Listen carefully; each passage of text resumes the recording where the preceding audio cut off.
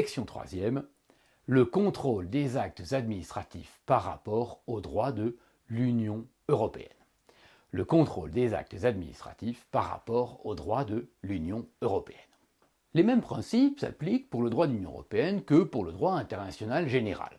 Mais ces principes ont une portée supplémentaire. Et pourquoi il y a des règles spéciales pour le droit de l'Union européenne? Pour deux raisons. D'abord, parce que le droit de l'Union européenne est essentiellement constitué de droits dérivés. Certes, il y a les traités, mais la grande masse de droit international qui va s'appliquer en France va être constituée du droit dérivé de l'Union européenne. Deuxième différence, parce que la place des normes européennes est plus intégrée que le droit international général, notamment pour ce qui concerne ses principes, et que cette intégration plus forte du droit européen passe par quoi? Passe par des articles spéciaux dans la Constitution, vous le savez, les articles 88-1 et suivants, qui vont plus loin que le simple article 55 de la Constitution, qui s'applique pour le droit international général. Voyons cela. Paragraphe 1er. Le contrôle des actes administratifs par rapport aux droits dérivés de l'Union européenne. Paragraphe 1er. Le contrôle des actes administratifs par rapport aux droits dérivés de l'Union européenne. Sans refaire un cours complet de droit de l'Union européenne, je vous rappelle qu'il y a principalement deux types d'actes dérivés. Il y en a d'autres, mais les deux principaux sont ceux-là. D'abord, les directives. Ces directives doivent être transposées. Elles lient les États membres quant aux résultats à atteindre et leur laissent les moyens de la transposition en application des règles internes de répartition des compétences. C'est-à-dire que la directive européenne va tantôt être transposée dans une loi, lorsqu'elle ressort du champ de l'article 34 de la Constitution, tantôt être transposée par des décrets autonomes, lorsqu'elle ne relève pas de l'article 34, on va appliquer l'article 37, et même dans cette transposition, lorsque le sujet relève de l'article 34 de la Constitution, eh bien il va y avoir des lois, et puis la loi elle-même peut renvoyer à des règlements d'application pour préciser le sens de la loi, préciser donc la transposition de la directive européenne. Premier acte européen donc, les directives. Deuxième acte européen, les règlements. Les règlements. Ces règlements, vous le savez, n'ont pas à être transposés. Ces règlements sont d'application directe en droit interne, ils ont une valeur infraconstitutionnelle pour le droit interne et une valeur supralégislative. C'est une application combinée du droit européen, mais de l'article 55 de la Constitution et des jurisprudences nationales. Voyons comment cela se passe spécialement pour les directives. Grand A, les directives européennes et les actes administratifs. Grand A, les directives européennes et les actes administratifs. Alors, la transposition des directives européennes a longtemps été soumise à une distinction entre les actes individuels et les actes réglementaires.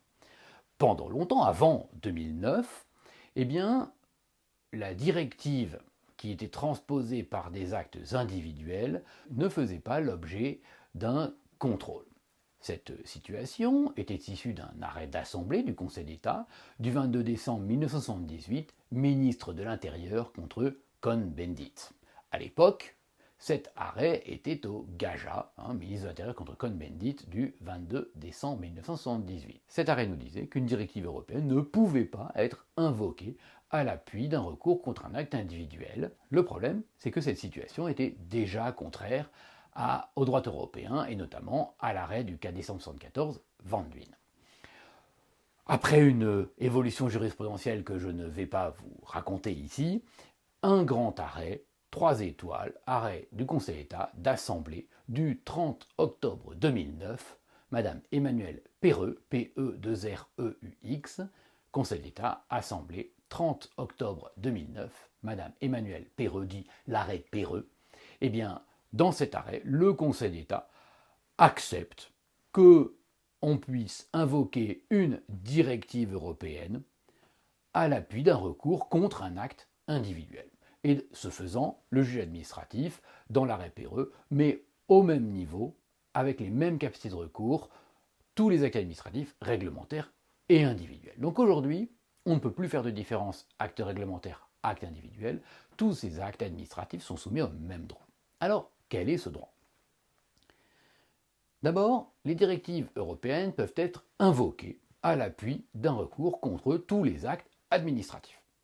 C'est-à-dire que vous avez un acte administratif qui s'applique à vous, vous vous rendez compte que cet acte administratif qu'on vous impose, individuel ou réglementaire, qui cite un nom ou qui n'en cite pas, je vous le rappelle, eh bien cet acte administratif est contraire à une directive européenne.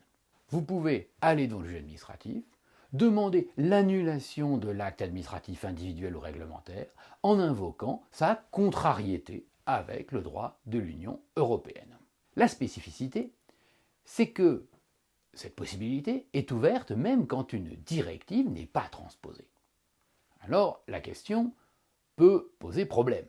Si la directive n'est pas transposée, eh bien, il n'y a pas de raison qu'elle puisse être opposée à un acte réglementaire national. Elle est restée dans l'ordre international, dans l'ordre européen plus précisément, et donc elle n'a pas de raison, elle n'a pas été intégrée dans l'ordre national.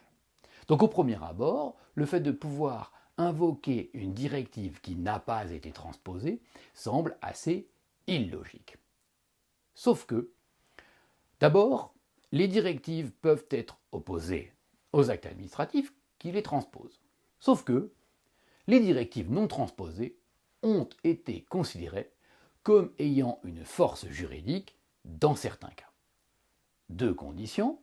D'abord, qu'elles soient assez claires, précises et inconditionnelles, c'est-à-dire qu'elle ne soit pas une déclaration un peu floue, quand elle est claire, précise et qu'elle n'applique pas une décision haute et qu'elle n'applique pas d'autres règles créées par les États nationaux, eh bien, au fond, elle est claire, précise et inconditionnelle, on sait quelles règles opposer. Deuxième élément, cette directive est opposable lorsque l'on est après le délai de transposition. Vous savez que la plupart du temps, chaque directive choisit son délai de transposition, mais la plupart du temps, c'est 2 ans. Donc, au bout de 2 ans après que la directive a été prise, et si cette directive est claire, précise et inconditionnelle, eh bien, on peut l'opposer à un acte administratif français, même si cette directive n'a pas été transposée. Qu'est-ce qui nous le dit? C'est un arrêt du Conseil d'État. Conseil d'État, Assemblée, 3 avril 1989, compagnie Alitalia. Conseil d'État, Assemblée, 3 avril 1989, compagnie Alitalia, auquel je mettrai 3 étoiles. Que nous dit cet arrêt compagnie Alitalia? Je vais vous le dire. Il nous dit « Les autorités françaises ne peuvent légalement, après expiration des délais impartis, ni laisser subsister des dispositions réglementaires qui ne seraient plus compatibles avec les objectifs définis par les directives, ni édicter des dispositions réglementaires qui seraient incompatibles avec ces objectifs. » Donc, après le délai de transposition, et si encore une fois la règle est claire, précise et inconditionnelle, ou même d'ailleurs si elle n'est pas claire, précise et inconditionnelle quand il y a des objectifs qui sont compréhensibles, eh bien les autorités françaises ne peuvent plus ni laisser un acte administratif qui n'est plus compatible avec les objectifs, ni prendre un nouvel acte administratif qui ne serait pas compatible avec ces objectifs. Ça, c'est l'arrêt Conseil d'État, Assemblée, 3 avril 89, compagnie Alitalia. Un des exemples intéressants est dans un arrêt tête. Conseil d'État, Assemblée, 6 février 1998, tête. Conseil d'État, Assemblée, 6 février 1998, tête. T-E-T-E. Je lui mettrai 2 étoiles. De quoi s'agit-il? Il s'agit d'une délibération du Conseil municipal de Lyon. Que décide ce Conseil municipal de Lyon? D'assigner un contrat par lequel une autoroute va faire le tour de Lyon de manière à désengorger le centre-ville de Lyon lorsque les gens vont dans le sud sur les plages l'été, ce qui crée et crée encore de temps en temps des embouteillages énormes. Le conseil municipal décide donc la création de cette autoroute de contournement, pour le dire simplement. Et sur quel fondement autorise ceci? Eh bien simplement sur le fondement de l'ancien Code des marchés publics. Il y a un recours contre ce contrat. Donc à l'occasion d'un recours contre un contrat administratif, c'est un acte administratif le contrat, eh bien, les requérants invoquent la contrariété du contrat par rapport non pas seulement au Code des marchés publics, mais par rapport à la directive européenne qui fonde le droit français des marchés publics. Le Conseil d'État est obligé de constater une chose. Le contrat en question respecte bien le Code des marchés publics, mais il est contraire à la directive marchés publics. Il écarte donc le Code et annule le contrat en disant ce contrat était contraire à une directive claire, inconditionnelle et non transposée après le délai de transposition. Donc vous voyez qu'on doit écarter un texte français, un code, en l'occurrence à l'époque le code n'était pas véritablement législatif mais peu importe, et on écarte ce code parce qu'une directive non transposée, claire, précise et inconditionnelle, n'a pas été transposée, était contraire à l'acte. Vous voyez la force juridique que prennent ces directives dans ce cas-là. Plus encore, lorsque la directive n'est pas transposée avant des délais de transposition, eh bien, l'autorité réglementaire ne peut pas compromettre la réalisation d'une directive non transposée. C'est-à-dire que quand la directive n'est pas transposée, n'avons pas dépassé le délai de transposition, eh bien, l'autorité administrative doit quand même faire attention à ne pas prendre des décisions qui empêcheront l'application de la directive après les délais de transposition.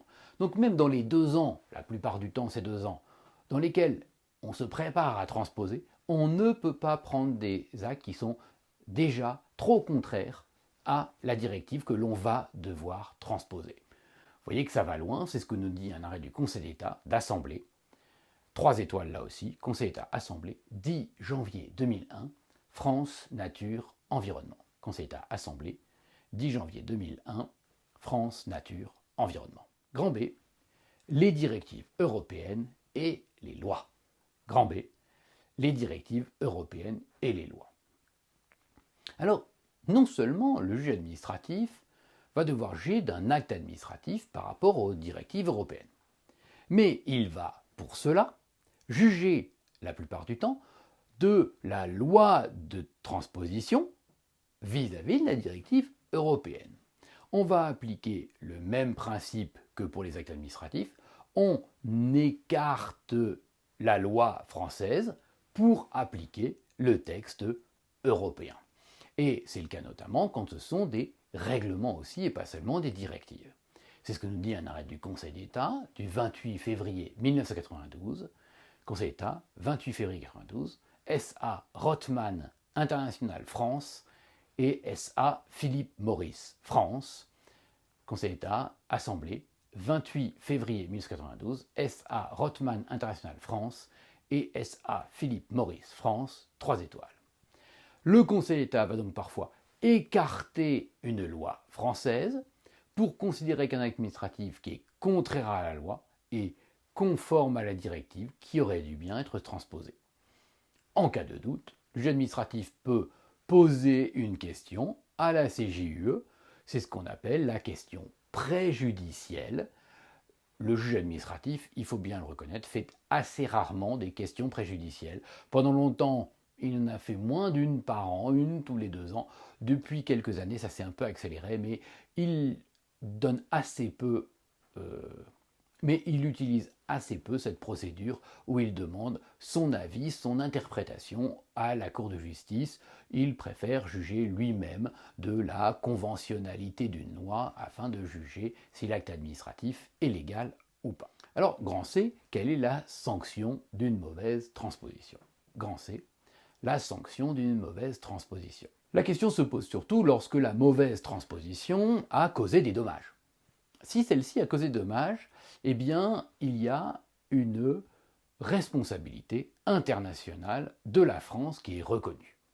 Responsabilité internationale de la France qui est reconnue dans un arrêt d'Assemblée du Conseil d'État du 28 février 1992, Conseil d'État, 28 février 1992, Assemblée, Société Arizona Tobacco. Conseil d'État, Assemblée, 28 février 1992, Société Arizona Tobacco. En l'occurrence, il s'agissait d'une loi incompatible avec le droit de l'Union européenne. Plus encore, c'est l'État qui est responsable, même lorsque ce sont les collectivités territoriales qui appliquent mal le droit européen. Le seul responsable internationalement, c'est l'État. Ça n'est pas les collectivités. Donc quand une collectivité territoriale transpose mal, applique mal, crée un dommage de ce fait, eh bien c'est l'État qui va être considéré comme responsable internationalement. C'est ce que nous dit un arrêt d'Assemblée, là encore, lui aussi 3 étoiles, Conseil d'État, Assemblée, 8 février 2007, Garde Dieu. Conseil d'État, Assemblée, 8 février 2007, Garde Dieu. G-A-R-D-E-D-I-E. Paragraphe second. Les rapports entre Constitution, droit européen dérivé et actes administratifs. Paragraphe deuxième. Les rapports entre Constitution, droit européen dérivé et actes administratifs. On arrive là à notre niveau 9 et 10 dans la difficulté. On vient de passer les 7 et 8, la difficulté avait cru. Je suis certain que certains d'entre vous sont déjà un petit peu perdus, qu'ils vont devoir revoir cette vidéo, bien refaire des pyramides pour bien comprendre de quel acte on parle. Est-ce qu'on parle d'un contrôle direct ou est-ce que, surtout, c'est ça la difficulté, on parle d'un contrôle par transitivité. Les contrôles du juge administratif sur les traités, la loi, eh bien, se passent toujours à l'occasion d'un recours contre un acte administratif. À l'occasion d'un recours administratif, le fait de contrôler vis-à-vis de 2 normes crée un contrôle entre ces normes. Attention, c'est là une des plus grandes difficultés. Et on va aborder là, dans ce paragraphe 2, les rapports entre Constitution, droit européen dérivé et actes administratifs. On va aborder les points 9 et 10 de difficulté les plus complexes. Alors, commençons par un grand A, le contrôle du Conseil constitutionnel sur les lois de transposition. C'est certainement le niveau 9. Grand A, le contrôle du Conseil constitutionnel sur les lois de transposition. Le Conseil constitutionnel a apporté des éléments sur ce qui lui restait comme contrôle de la loi lorsque, et c'est un cas un peu particulier, la loi est la transposition d'une directive européenne. Et non pas lorsque la loi vient directement du législateur ou du gouvernement lui-même, projet ou proposition. Attention, en droit international, le juge ne contrôle pas du tout. C'est l'application de la jurisprudence IVG. Mais en droit de l'Union européenne, le juge va contrôler plus qu'en droit international. C'est une des spécialités, c'est que on fait une distinction entre le droit international et le droit européen sur ce point-là. Une première décision du Conseil constitutionnel a été intéressante. Il s'agit d'une décision numéro 2004-496 DC, loi pour la confiance dans l'économie numérique. Conseil constitutionnel 2004-496 DC, loi pour la confiance dans l'économie numérique. Dans cette décision, le Conseil constitutionnel estime qu'une directive doit être transposée obligatoirement en droit interne. En disant cela, le Conseil constitutionnel reprend une position qui est celle de la Cour de justice, et notamment la position qu'elle avait eue dans un arrêt du 6 mai 80, Commission contre Belgique, CJCE 6 mai 1981, Commission contre Belgique. Cette décision, loi pour la confiance dans l'économie numérique, permet au Conseil constitutionnel de dire une directive doit obligatoirement être transposée en droit interne, sauf une exception, lorsque une disposition expresse de la Constitution va à l'encontre de la transposition, de la directive. Donc, sauf si la Constitution elle-même a expressément dit non, pas ça, et que la directive veut cette chose, eh bien, quoi qu'il arrive, la directive va se transposer, doit être transposée. Deuxième décision importante du Conseil constitutionnel, la décision numéro 2006-540 DC du 27 juillet 2006, décision du Conseil constitutionnel 2006-540 DC du 27 juillet 2006, loi relative aux droits d'auteur et aux droits voisins dans la société de l'information, loi relative aux droits d'auteur et aux droits voisins dans la société de l'information. Que nous dit cette décision du Conseil constitutionnel?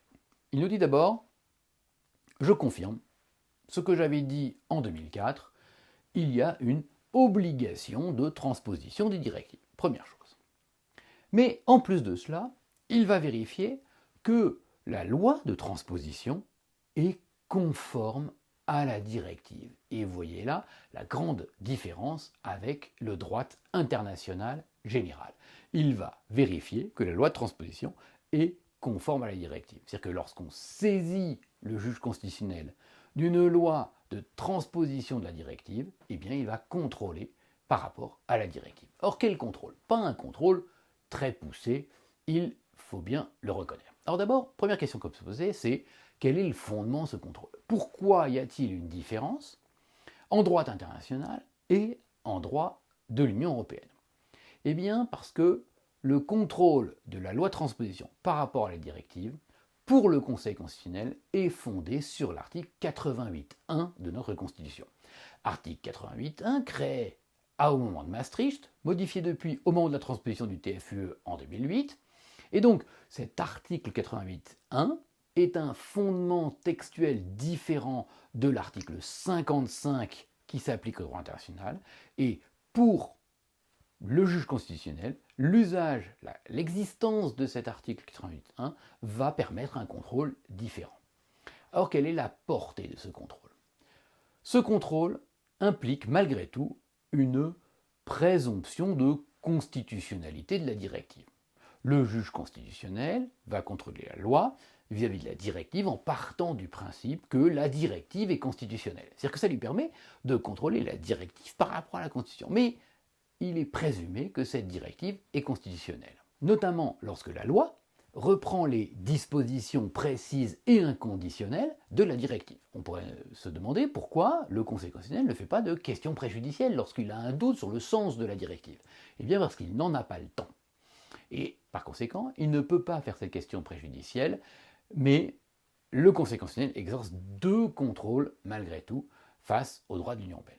D'abord, il va contrôler la contrariété manifeste de la loi de transposition par rapport à la directive. Il va regarder la loi, il va regarder la directive, et dans l'esprit, il va regarder s'il n'y a pas de contrariété manifeste, s'il n'y a pas évidemment un problème entre les deux. Alors vous allez me dire, pourquoi est-ce qu'il ne regarde pas mieux? Pourquoi est-ce qu'il ne fait pas un contrôle plus poussé? Tout simplement, ça l'obligerait à interpréter mieux la directive, et qu'il n'a pas le temps de faire cette question préjudicielle à la Cour de justice.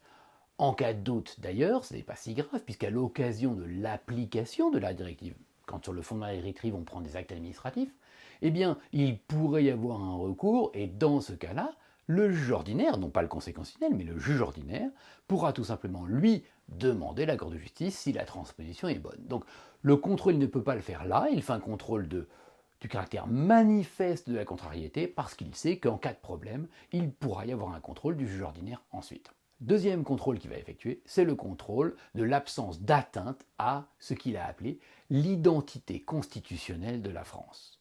Est-ce que cette loi qui transpose la directive porte une atteinte à l'identité constitutionnelle de la France? Question assez importante que la nature de cette identité. On peut y voir les droits fondamentaux, certaines structures administratives. Les choses sont compliquées, il y a plusieurs thèses sur ce point, je ne rentre pas dans les détails. En tout état de cause, il y a un contrôle qui a abouti, vous pouvez aller le voir, dans une décision du Conseil constitutionnel numéro 2006-543 DC du 30 novembre 2006. Quel est l'objectif d'un tel contrôle par le Conseil constitutionnel, je vous le rappelle? Eh bien, c'est une meilleure protection du droit de l'Union que du droit international public général. C'est-à-dire que, en usant de l'article 88.1 et non pas de l'article 55, le Conseil constitutionnel va plus contrôler la loi par rapport à la directive que ce qu'il ne fait par rapport au droit national, puisqu'il ne contrôle pas, il l'a refusé dans l'arrêt IVG, il ne contrôle pas la loi par rapport au droit international général. D'accord? Donc l'article 88.1 lui permet de faire une exception à cette décision IVG dans un contrôle assez restreint, un contrôle soit vis-à-vis de l'identité constitutionnelle de la France, soit vis-à-vis d'une contrariété manifeste à la directive, mais néanmoins il exerce un contrôle en droit européen qu'il n'exerce pas en droit international général.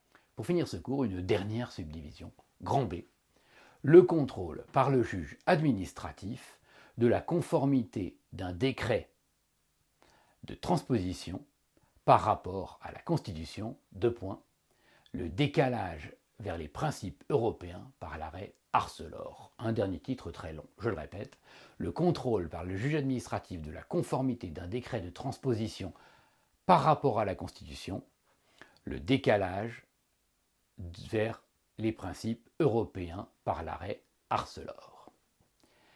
Alors il s'agit ici d'envisager le cas d'un arrêt parmi les plus compliqués de tout le contentieux administratif, et c'est pour ça que sur notre échelle de 1 à 10 de la difficulté dans notre cours sur la légalité, eh bien nous sommes ici avec cet arrêt au point le plus compliqué, au point numéro 10. Cet arrêt, quel est-il? L'arrêt du Conseil d'État d'Assemblée du 8 février 2007, Société Arcelor, Atlantique et Lorraine et autres. Conseil d'État Assemblée, 8 février 2007, Société Arcelor, Atlantique et Lorraine et autres, que l'on résume le plus souvent par le nom Arcelor ou Société Arcelor. Alors cette décision est extrêmement importante parce qu'elle arrive à un équilibre. Même si cet équilibre est précaire, cela arrive à un équilibre. Équilibre entre quoi?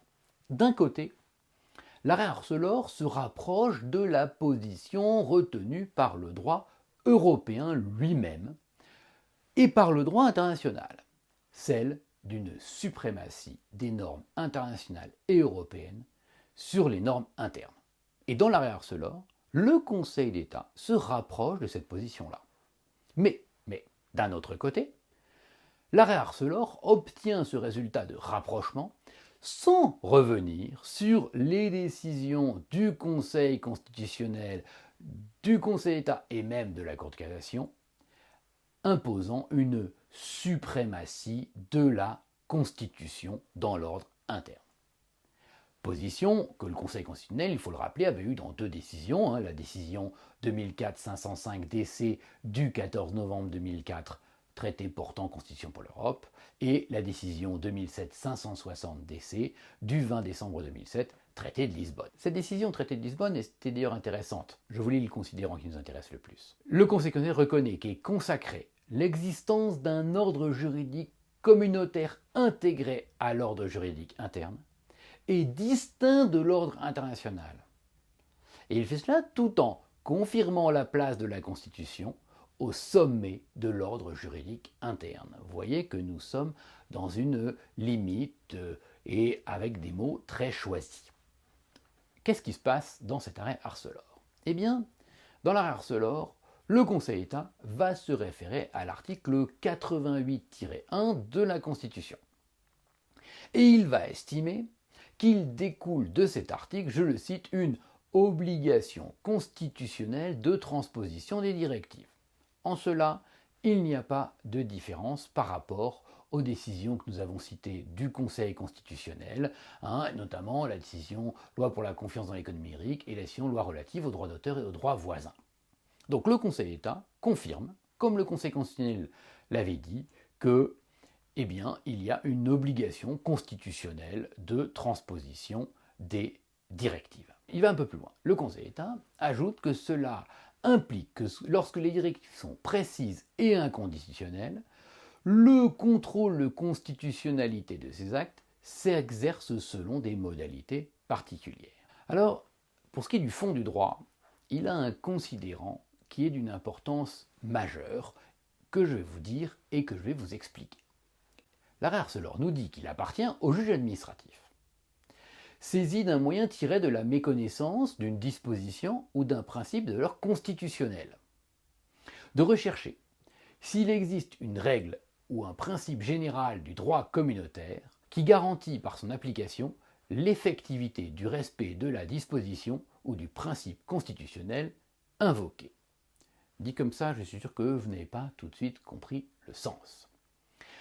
Nous sommes dans l'hypothèse où le Conseil d'État doit contrôler un acte administratif. C'est toujours le cas. Attention. Il contrôle l'acte administratif. Et on lui dit, au-dessus, il y a une directive européenne. Fort bien, il peut constater que cette directive européenne est bien appliquée par l'acte administratif. Mais on dit au Conseil d'État, attention, cette directive européenne est contraire à la Constitution. Donc le Conseil d'État doit contrôler l'acte par rapport à la directive, il dit c'est d'accord, et on lui dit tu dois contrôler l'acte par rapport à la Constitution, et là, attention, la directive est contraire à la Constitution.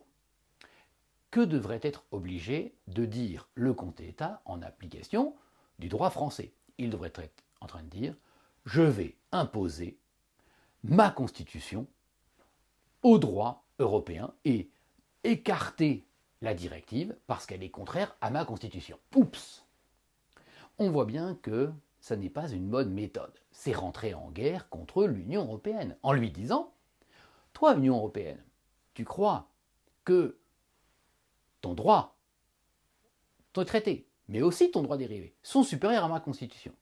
Mais là, je vais te dire, je ne veux pas appliquer ton droit parce qu'il est contraire à ma Constitution. C'est renvoyer l'image à l'Union européenne que, attention, la Constitution française est supérieure au droit communautaire. Et dans l'arrêt Arcelor, le Conseil d'État est subtil. Il dit, lorsque le juge est saisi d'une telle situation, il ne va pas d'abord contrôler par rapport à la Constitution.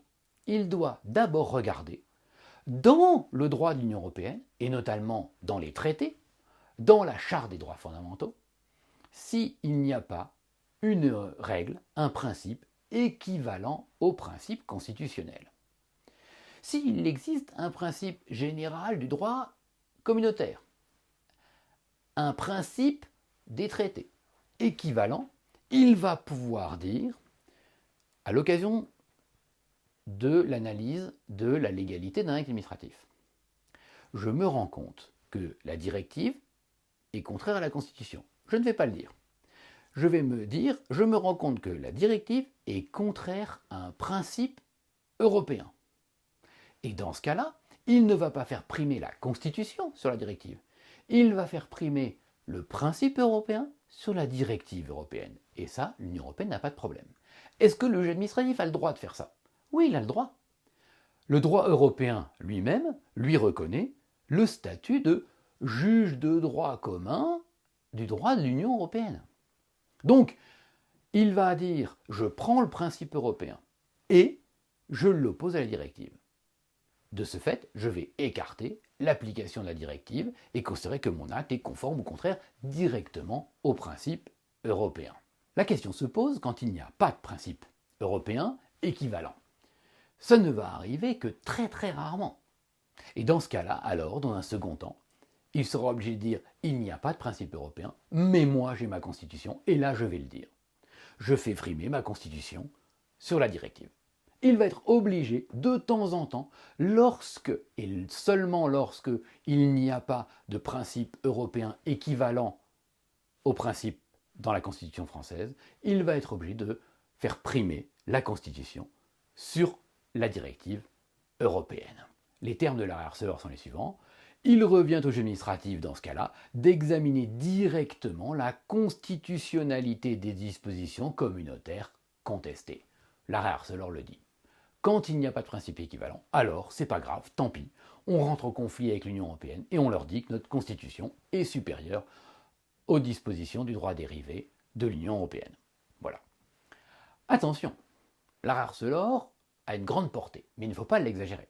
L'arrêt Arcelor ne s'applique que lorsqu'il s'agit de la transposition par un décret, et non pas par une loi, la transposition par un décret de dispositions qui sont précises et inconditionnelles d'une directive. Transposition donc par un décret, pas une loi, de dispositions précises et inconditionnelles d'une directive, et lorsque on demande au juge administratif si la directive qui est transposée ne serait pas anticonstitutionnelle.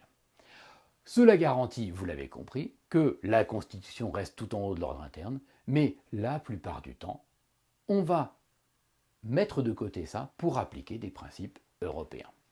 Alors, cette décision Arcelor, cet arrêt Arcelor, a été étendue à la Convention européenne des droits de l'homme, et donc une partie du droit international public général par l'arrêt du 10 avril 2008, Conseil national des barreaux et autres, Conseil d'État, section 10 avril 2008, Conseil national des barreaux et autres. Alors c'est sur ces considérations complexes, mais que la plupart d'entre vous approfondiraient en travaux dirigés, que ce cours se termine et que je peux vous dire que j'étais ravi de le faire, si ce n'est devant vous, en essayant à tout le moins devant ma caméra d'être pour vous le plus clair possible. Au revoir à tous.